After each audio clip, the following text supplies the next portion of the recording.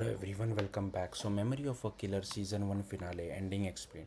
It's always going to end this way, wasn't it? After a season built on lies, manipulation, and revenge, Memory of Killer finally pulls everything into the light, and at the center of it is Angelo. Episode 9 showed Angelo starting to piece things together, but episode 10, that's where he decides to end it.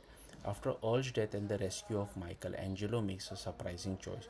Instead of immediately killing Grant, the woman responsible for destroying life, he wants to take her down from within.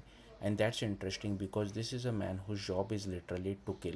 But even after confirming that Grant orchestrated Leah's murder, his wife Angelo still hesitates. And when you really think about it, Grant didn't just stop there. She tried to wipe out his entire family, wife, daughter, brother. This isn't just revenge, it's total annihilation. And unlike typical revenge stories, Grant never questions her actions.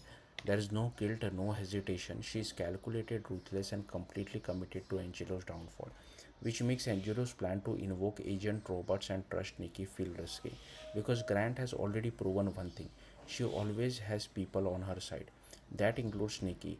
Now, Nikki is one of the most complicated characters this season. She claims to have feelings for Angelo, but honestly, it never fully lands.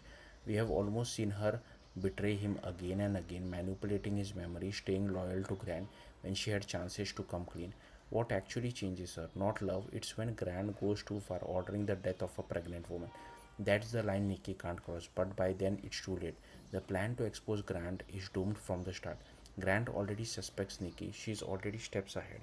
So it's never an equation of if things will go wrong, just how. And when it does go wrong, it's brutal. Nikki's death is sudden, violent, and honestly inevitable.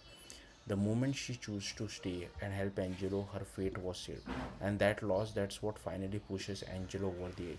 No more strategy, no more hesitation. Now it's personal. Meanwhile, one of the strongest part of the finale is Angelo and Joe's relationship.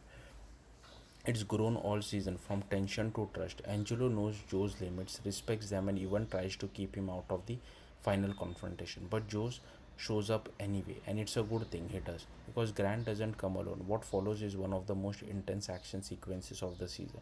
A full blown ambush, guns blazing, stakes higher than ever. For a moment, it really feels like Joe might die saving Angelo, but he survives. Grant doesn't, and honestly, that was the only way the story could end. Grant couldn't disappear, she couldn't reset. The ferryman arc needed closure, and that meant one of them had to die. In the end, Angelo wins the fight but not the war.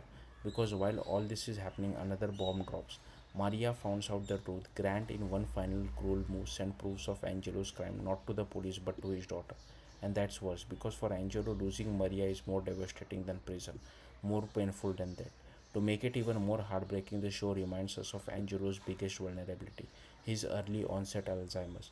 There's a moment in the hospital where he struggles to remember Maria's name, and it hits hard because even if he survives everything else, he might still lose people he loves. That's the real tragedy. By the end of the finale, Grant is gone, the ferryman mystery is closed, but Angelo's story is far from over. Now it's about consequences, redemption, and whether a man built on lies can ever really build the one relationship that truly matters. And honestly, that might be the hardest battle yet. Thank you for watching. Bye.